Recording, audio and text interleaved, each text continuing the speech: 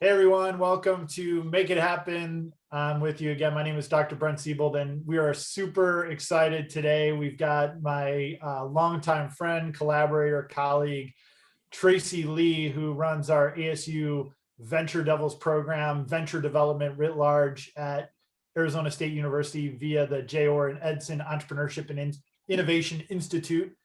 So Tracy, thank you so much for being here. Really excited to hear your thoughts about how to be an effective change maker, a disciplined change maker, leveraging what you call the military mindset. Because the world of entrepreneurship and innovation is messy, right? There's a lot of twists and turns and guesses and failed attempts and experiments and hypotheses. So in this work, we know the best way to be efficient and effective is by, in some cases being disciplined. And who better to talk about that than, a Navy reservist such as yourself, somebody who's been on tours and has really been part of something much bigger than all of us, which is the United States government and military. So Tracy, on behalf of everybody here, we're welcome.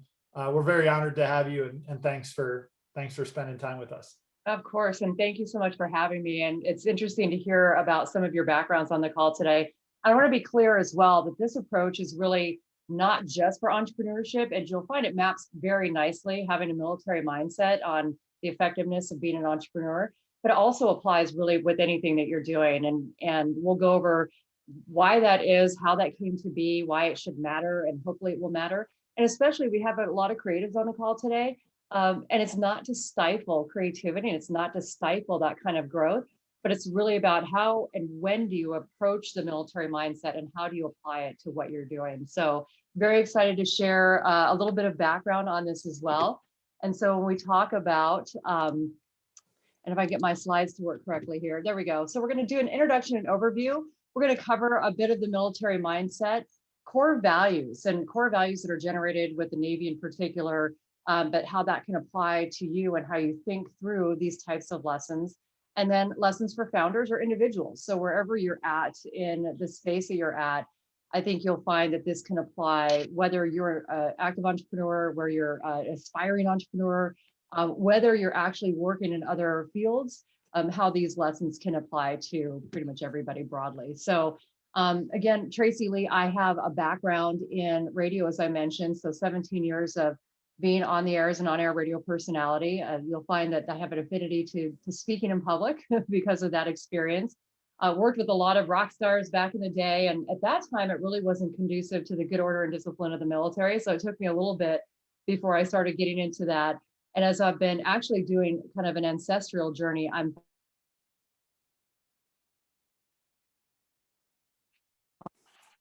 let me hang on just a second here. Every once in a while, it'll do that to me. So let's get the microphone back on. So you'll find that, during that time when I was in radio and really around the creative element, I really wasn't really geared towards that discipline. But I found when I look especially in my mother's lineage, I've got general after general after general after general. I think it was destiny that eventually I would find that aspect of it. But currently, I work at ASU, as Brent had mentioned, Edson E&I in venture development. And so this is kind of my persona and my civilian side of the house, and running pitch competitions and working with entrepreneurs and helping to grow ventures.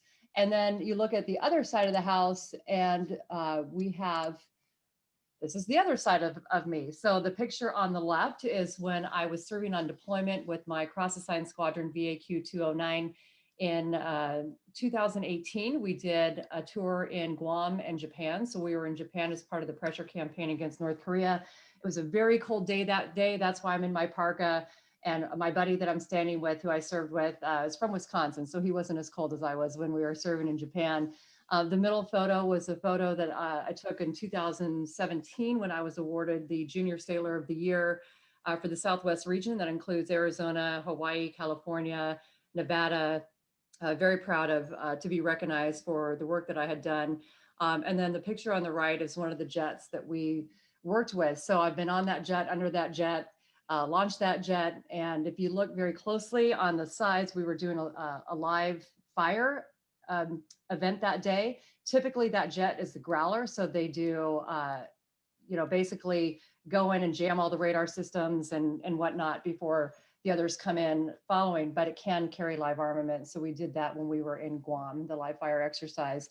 So currently in the Navy, I've been in, it'll be 11 years in May. I'm a AT1, they call me AT1 Lee. I'm a avionics technician, first class petty officer. And in fact, I'm taking the chief exam tomorrow morning with the Navy, which is a big deal to try to advance to chief. So very proud of my service in the Navy. But how did we get there? So I wasn't always disciplined. I didn't always have that, especially when I worked in radio and I had Budweiser endorsement deals and meeting rock stars all the time. And so it really took developing this military mindset to get me there. And so the beginning of that was breaking what you know to build yourself up stronger. So these are some photos of boot camp actually in Illinois. That was really an interesting experience. So let me walk you through a couple of these things to talk through how you end up becoming a recruit and end up being a sailor and end up really kind of developing that military mindset. So it's breaking what you know, and I'll apply that a little bit on how you can effectively use these mindsets and really kind of break what you know and what I mean by that. So when you first arrive to boot camp for the Navy, there's only one Navy boot camp, and regardless of whether you're reservist or active duty, you all go through the same boot camp. You arrive and you have people like the RDC on the left who's screaming in your face. So that's really one of the first impressions you have. It gets very interesting especially the first 3 days when they really don't let you sleep at all, and you have people yelling at you and you're like, what's happening? Why did I do this? And what's going on? And especially I went in later in life. And so this was very much like, I'm not doing my own thing anymore. And so I've got to really kind of adapt to this new change and just really embrace it. The second picture is that's a actual picture of in our barracks, where we were living. And so we would do they're doing the Superman and swimmers. We would do a lot of exercises in there, especially if they wanted to, I wouldn't say be punitive, but if they were trying to, somebody kind of piped up, then everybody would drop and do push-ups or swimmers or what have you. And everything had to be very uniform. And so you see a lot of, even when you look at the picture, there's not a lot of deviation to how people's racks were set up. We were trained that way. Everything has to be uniform. And I'll explain the difference between uniformity and creativity, and how uniformity doesn't have to stifle that creative part of your brain or the creative aspect of your life. Next picture is we did a lot of firefighting training. Reason for that is that fires are an occurrence on ships and in aircraft. And so to have some foundational pieces of how to react very quickly to circumstances or crises, to be able to know exactly what to do to preempt any kind of dangerous element is really important. And then the kind of esprit de corps and the team building, we would sing Anchors Away as we would go underneath that bridge when we would be marching around in formation and learning how to really work together as a very concise and solid group. But boot camp was it's a very different experience if you haven't experienced that yourself. It's at first very much, like I said, it's a little bit jolting because it really does flip on its head everything that maybe different kind of things that you would be accustomed to and your own particular environment. All of a sudden you have to completely ditch that and do it their way. And being older gave me an advantage going into the military because I can understand a little bit more of the why if somebody's screaming at you and you just have to kind of do that 1,000-yard stare and be able to understand why they're doing it. Are they just trying to be mean? No, they're not trying to just be mean. It's about really kind of shaking a little bit of your core, and then you start seeing how they begin building you up in a more cohesive fashion. So the core values of Navy is honor, courage, commitment. And when we talk about these core values, and it really drives a lot of the skill sets that you start to develop in the military.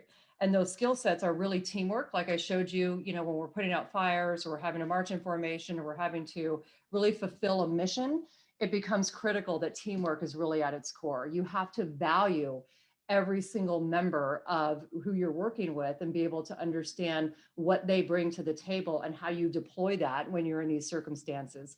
Leadership, that military is very much a chain of command. We have that chain of command.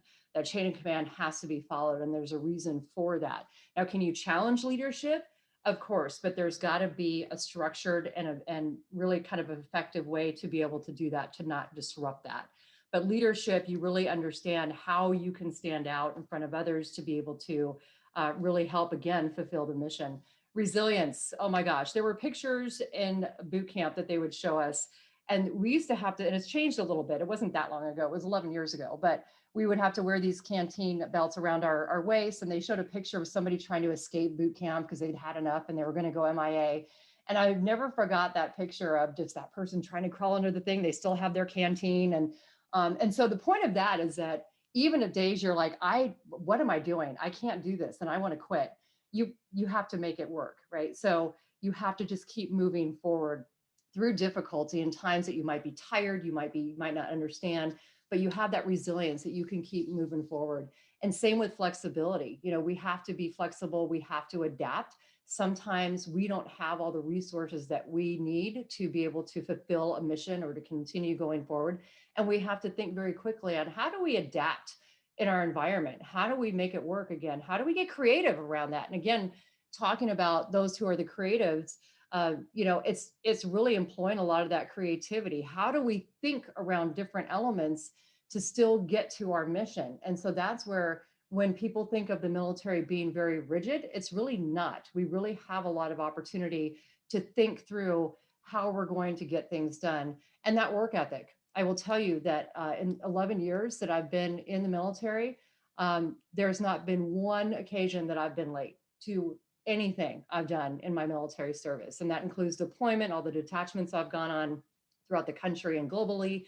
Not one single time that I have been late. So that work ethic communicates value that you're bringing to other people, to the things that you do. If you're an entrepreneur, it communicates value to your potential customers. We talk about problem solving. And again, we have to do that a lot and think about it very quickly. A lot of the rigor that the military brings to you, the reason behind that is that it allows you to not get bogged down in that, in those challenges when they present themselves. And it makes crises seem, you kind of are able to think a little bit more rational in crisis and to think through problem solving relatively quickly. And so at the time when you think they're being mean and this is going on, well, it's really allowing you to kind of filter all that out when you have something really extremely serious that happens that you have to deal with them from a military perspective. They're able to start kind of rationally thinking through because you've been trained to do so. And then following orders. So when I look at that, a lot of people would say, oh gosh, I don't want to follow orders. It's, we don't like being told what to do. And that gets a little challenging for us. But when you think about it from an entrepreneurial perspective, what does that really mean? Following orders is really about, if I have a potential customer, how am I listening to what they're asking of me, right? So when you think about following orders and problem solving and adaptability, resilience and creativity, when you map that onto entrepreneurship, it really allows you to think through the lens of your potential customer. Or if you're an intrapreneur, if you're in an existing organization, or you're thinking about how you can add value, following orders allows you to be able to listen to what somebody else is asking of you and to be able to listen on how you can then implement that. So when we see some of these that seem sort of rigid, they seem like, oh, not so much fun, it really actually provides a landscape for you to be able to listen very effectively and to be able to deliver value to others.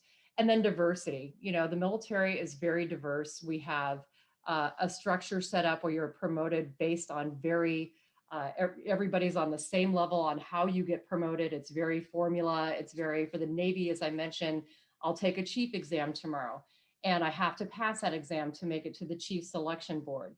And then they look at how many quotas are available on manning requirements, on if there's even a spot for me to make chief. And then they will have the selection board of other chiefs that convene, and they have very much metriced out, very much a rubric style. Do they have this? Have they performed this? Do they have these qualifications? Is there room for them to promote? And so that really lends itself to a more diverse makeup of our military. Of any organization, there are challenges with that as well, but there's very transparent, here's how much you make if you're at this level, here's how much you need to do to get to this level.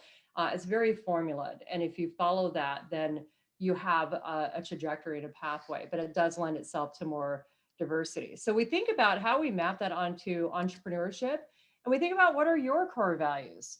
And the reason why, when we talk about the military mindset, applying discipline to embody that core values, we talk about discipline in that way because it's really easy sometimes to cut corners that sacrifice your core values if we're not disciplined. So you might be, well, I'll do this, I'll, kind of shift from this perspective or this core value because I can get here quicker. And so sometimes if you are either under pressure or if you are, wanting to be amiable to someone else who's, where a lot is riding on those relationships or other things, especially as entrepreneurs, do you take this deal or do you compromise this, or how do you navigate through that? Applying discipline ensures that you are true to your core values. So when you think about that, and being true to our core values sometimes takes a lot of work. It's easy to take the shortcut. It's easy to compromise those things. It's easy to be able to let go of this core value of being transparent or having integrity or being, dedicated or committed or being empathetic.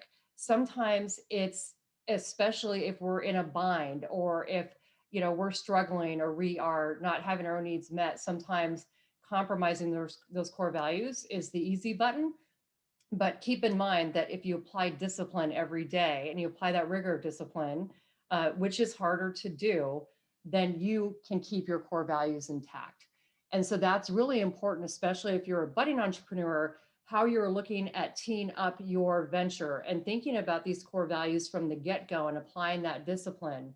That will help you embody those core values and start with that foundation that you can build on versus having to tear it down if you construct it improperly and having to rebuild. That can be a valuable lesson to learn. So how do we apply these lessons to founders, and what do we think about when we look at venture creation and startup creation? Many of you may know these kinds of terminology or how we kind of frame what a startup is or a venture is, but you can also look at it from a standpoint of how you construct some project in your life or a goal in your life. But a startup is a temporary organization, and this is from Steve Blank, designed to search for a repeatable and scalable business model, right? So repeatable and scalable. So when we look at it from that standpoint, we're looking at how can we do something that we can repeat it, we can continue to get customers, we can continue to create value, and we can continue to grow. So when we look at that military mindset, and I say break what you know, build stronger, and I mentioned before that I would tell you, what does that mean? Break what you know, meaning oftentimes as entrepreneurs, we have an idea of what we think our potential customer wants, right? We're going to create this thing, they're going to love it, we're going to sell it, they're going to buy it, it's great. And what we've left out was, no, we need to break what we know and we need to think about what others want from us, right? We're not saying, here's what we're going to give you. We need to know, what can we do to alleviate this pain point as an entrepreneur? So oftentimes, and I know Brent has a lot of experience around this too, we both worked with entrepreneurs where we work with them and the market's telling them, the feedback is telling them, go this way, go this way. But nope, they keep pinging back because they're not breaking what they know. They don't want to break what they know. They're too comfortable there. So that's why we have to start thinking about how do we get the feedback, and it may be foreign to us and it may be uncomfortable to us, but we have to break that comfort and break what we know in order to expand and to be able to grow and build it stronger. So that's one thing that I want you to really think about from that mindset. And just like boot camp, they break us down like the first 3 days. I remember no sleep, as I mentioned, you start getting delirious. And at times too, and I don't mean to be too TMI, but you have to do your analysis. They do drug testing and that sort of thing. So here we are, like 48 hours in, it's scary. They take away all your belongings. They start issuing you your military stuff. You don't know what is happening. And now fatigue is setting in. You start getting delirious. People are holding up their samples and falling over at some points. And it's like, what is going on? And then finally, after nearly 72 hours, they let you sleep. And I remember lying there going, I was so delirious at that point and so sleep deprived that I literally thought I was like leaving to go to space somewhere and I was never going to see my family again. I wasn't dying, but I was just going off into this adventure. And so the first 3 days, they really kind of break you down so that you can start kind of revamping and building it up. And then it becomes an interesting experience. And by the end of it, you feel like you're stronger. You feel like you've opened up more, because you had to kind of stop where you were at to be able to expand where you needed to go. So the next lesson is military mindset is not, again, stifling the creative process, anything but. The military mindset, when you're looking at that customer discovery piece and you're looking to whether you pivot or you validate what the market wants with the feedback from your potential customer, you're really looking at the actual execution piece when you're developing that military mindset. That's around systems, that's around processes, that's around uniformity. And I don't mean uniformity on everybody has to do and say the same thing.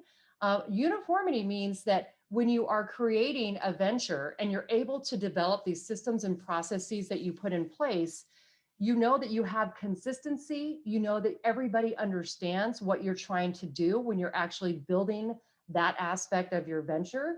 It's not about the creative part and maybe what you're making for your customers or the craft that you're building or the art that you're creating. It's not about stifling that, but it's about how on the other end can you develop these things so you have that space to be creative. And a quick example is our maintenance requirement card. So when we do any maintenance on an aircraft, we have a maintenance requirement card. And that tells us step by step with diagrams, exactly, you do this, then you do this, then you do this, then you do this.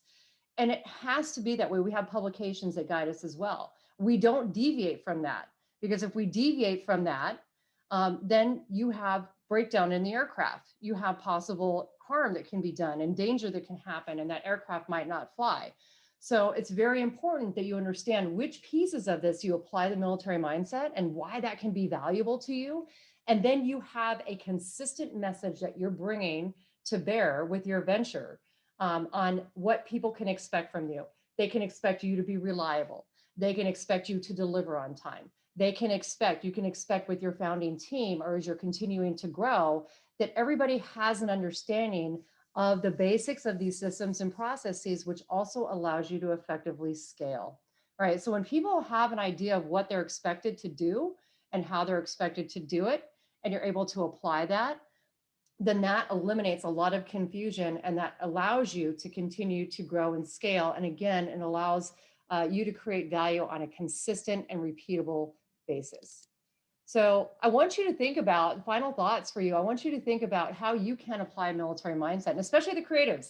You know, I mean, it's one of those things when I got into the military side and kind of peeled myself away, didn't really peel myself away from the creative aspect. It really got me thinking, wow, this really actually sharpened up my approach. Having that discipline of a military mindset and really putting that in play allows me the space to be able to do the things that I want to do more readily versus getting bogged down in some of the other things that if you don't apply that discipline really takes you longer to achieve the goals that you want to achieve. So with that, I will open up to any questions. And I wanted to put here too, I've got my email on there if you want to reach out and contact me. Oh, Brent, you're on mute. Fantastic. Thank you so much, Tracy. That was a great presentation. I learned a lot. I remembered a lot too. So appreciate you being here. We do have plenty of time to engage this great audience we have with some Q&A. For those of you tuning in online, we hope you check us out again, either live or in our series of great speakers encouraging you all to make it happen. So let's do it.